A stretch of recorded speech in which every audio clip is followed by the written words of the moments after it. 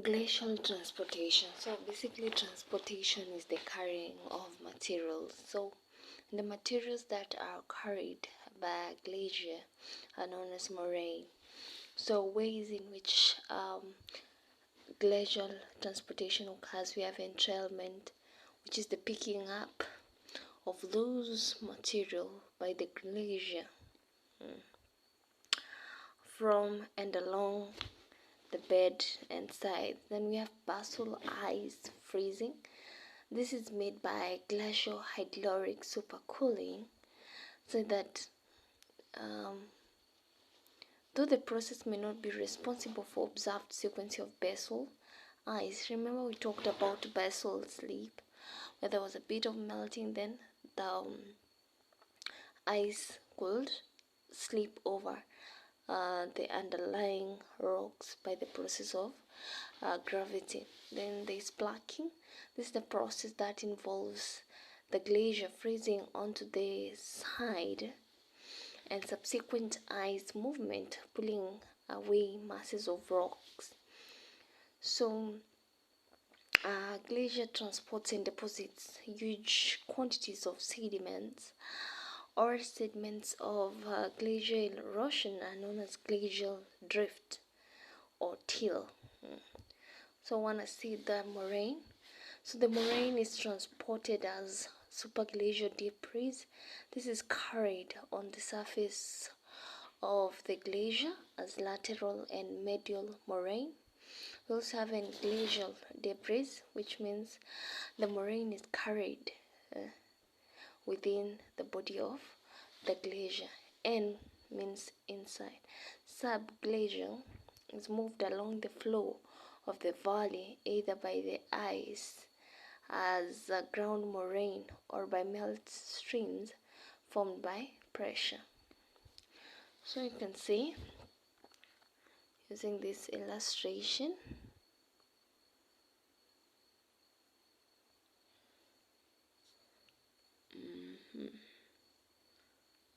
so there you go.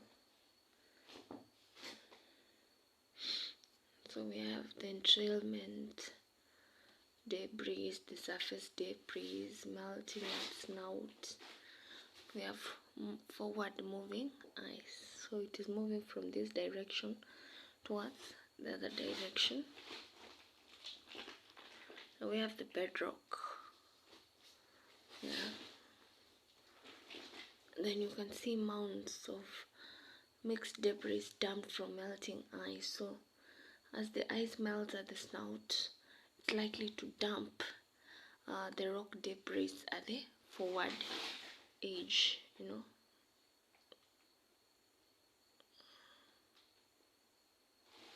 So like I said, moraine is a glacially formed accumulation of unconsolidated glacial debris. So that could include things like soil and rock, and it can occur in currently glaciated and formerly glaciated regions. So we have different types of moraine. Lateral moraine, medial. We also have end moraine. Look at that picture. We have recessional moraine, ground or terminal moraine.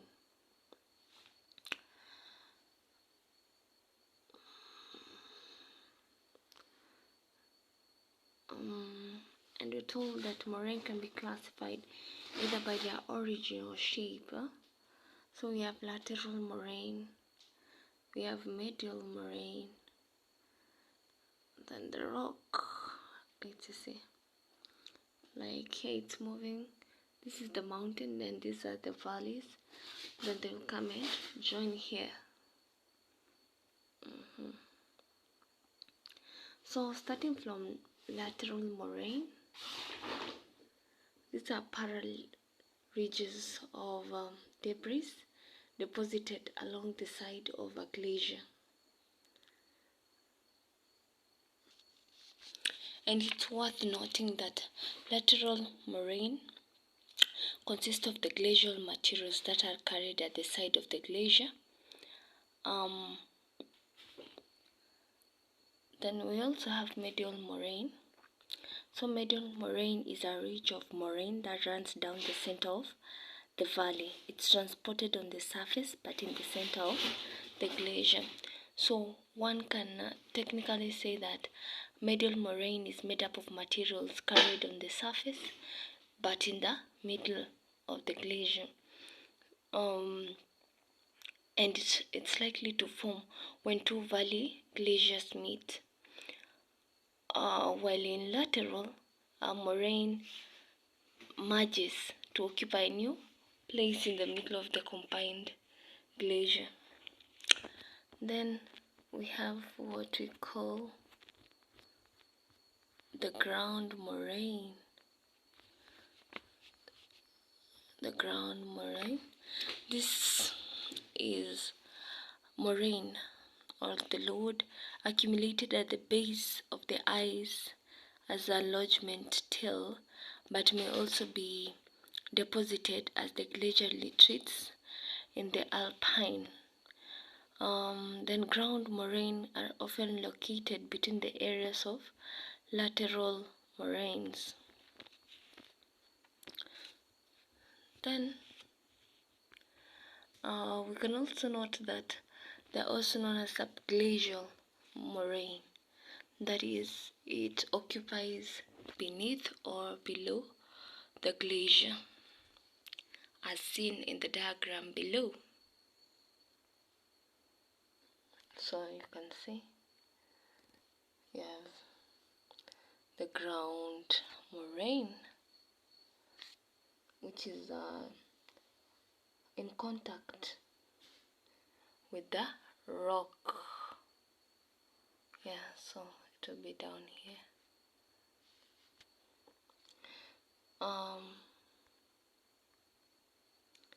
Then we have terminal, also known as end moraine. This consists of materials that are deposited at the point where the glacier melts, that is at the terminus. Just think about vehicle or something like trains. They have different terminuses. Like if you're in Kenya, for the SGR you find we have terminus maybe at Mariakani, we have another one at Syokimau, like that.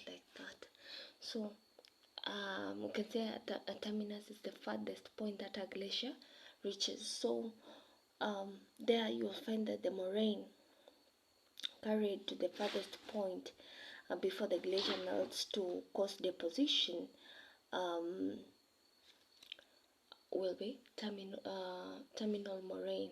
So deposition of this material only happens when the glacier is stationary. You understand? Yeah. So you can see the terminal moraine there. So this is what has reached to the farthest end.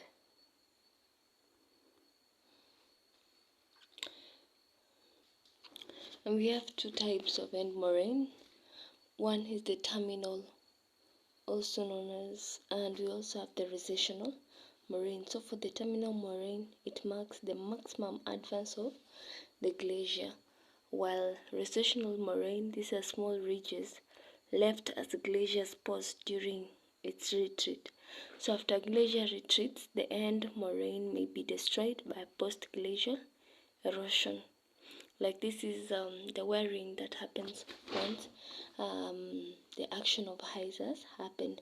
So creating the recessional moraine during the halts in the glaciers retreat. And they can observe as a series of transverse ridges, which we shall come to see under the glacial deposition. Then we have supraglacial moraine. This is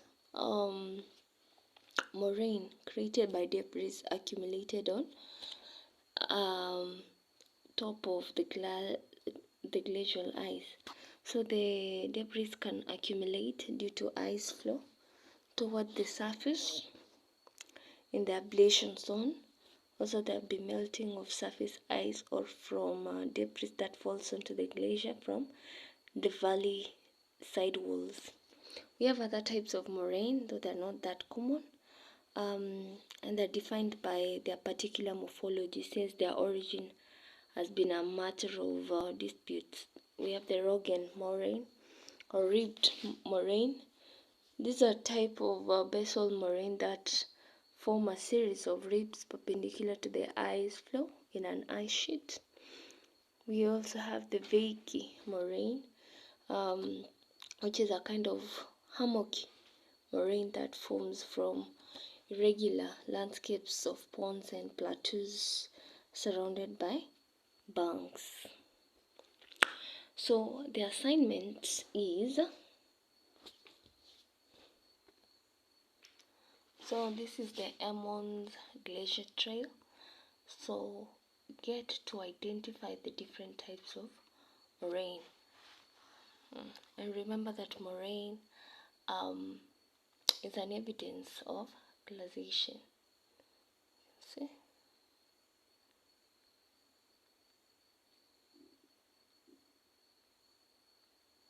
Perfect. Looks nice.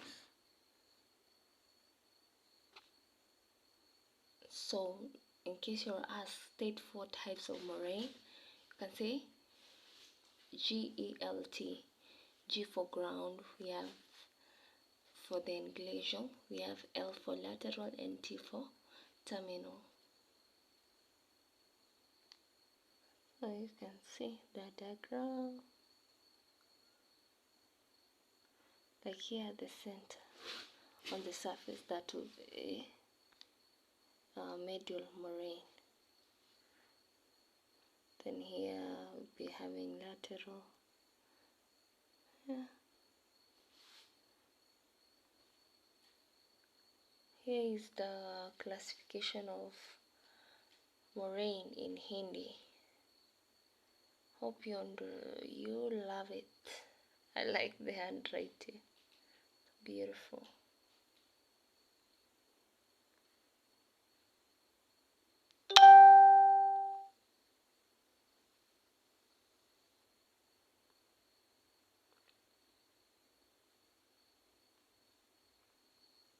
So we can safely say that moraine is rock debris that is unsorted,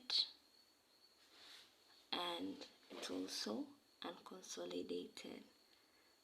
And for the terminal moraine that occurs here this bit.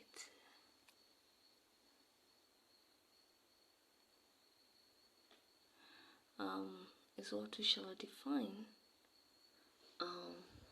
in glacial deposition. We know that deposition is the dropping of materials. So the materials being dropped by a glacier are known as a glacial drift. So there you go. And it could be flavial or till. Flavial is the one which has been dropped by melt water. So if it is stratified, it's usually by flavial process. But if it's unstratified, it's due to direct melting of ice to form what is known as till.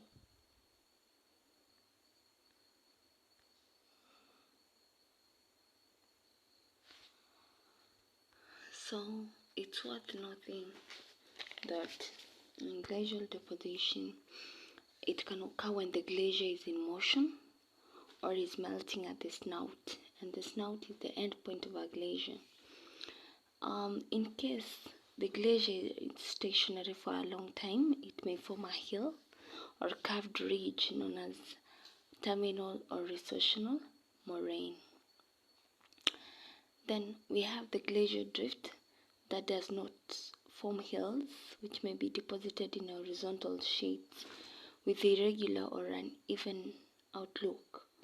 So such drift is normally deposited when ice is not stationary. So you find that the ice, as it keeps melting and retreating, there'll be no formation of a hill, instead it will be flat. So glaciers, unlike rivers, are not selective when laying down their materials. So both fine and the materials and the boulders are deposited together at the same time, apart from when the meltwater transports the lighter materials to distant regions. I want to look at the factors necessary for glacial deposition to occur. One is an increase in glacial drift. So when a glacier is so heavily charged with moraine and glacial deposits, it may fail to move the whole of it. It's consequently forced to leave some of its material behind. So this is so because the material will tend to plaster on the ground as it moves. So due to that resistance created with the dropping of materials, again due to climate change. So when there is a rise in temperature, the ice will melt. So as it melts, some of its load will get to be deposited. Then if you look at the topography, so or a change in gradient. So as the glacier encounters a gentle slope or lowlands such as the plains and plateaus, it accumulates a lot of load as it melts and eventually deposits these materials. Finally, it could be due to friction, and we know that friction is the force that causes opposition. So as the glacier moves, friction occurs between its base and the earth's surface, leading to the deposition of heavy materials embedded beneath it. This is to say that the friction that occurs between moving ice and the surface causes heavy materials to be deposited beneath the sheets. We also have the increase in weight of the glacier. So a stationary glacier accumulates ice and grows to vast thickness, leading to an increase in weight. So the weight will lead to pressure being exerted at the base, leading to melting of some of the ice and deposition of the materials embedded in it. And as I already said, glacial deposits are of two distinct types. We have the glacial till there, then we have the fluvial and outwash. So that's why you will see things like outwash plains, blah blah blah.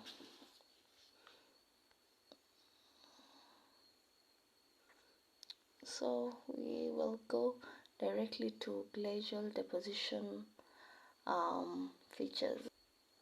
Like okay, on highlands there are very few depositional features due to the steep slopes. However, we have things like transverse ridge on the valley floor, and this is as a result of deposition of terminal moraine there, as you can see. Longitudinal ridges are formed when lateral and medial moraine are been accumulated. Okay,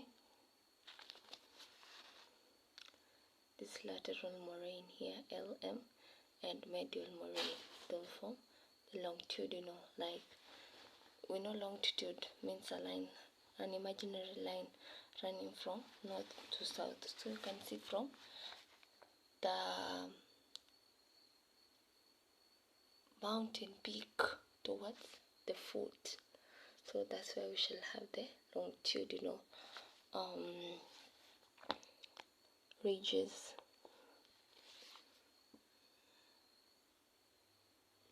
Look at that.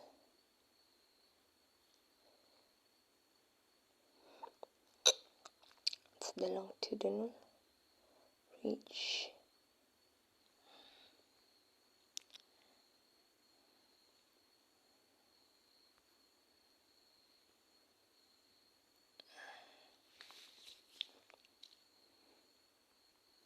On the lowlands, we have glaciation depositional features such as the erratic boulders.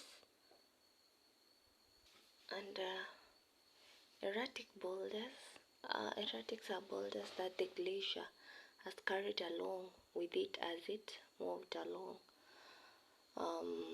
downslope. So some erratics fall onto a glacier during an avalanche and ride on top of it until the glacier melts.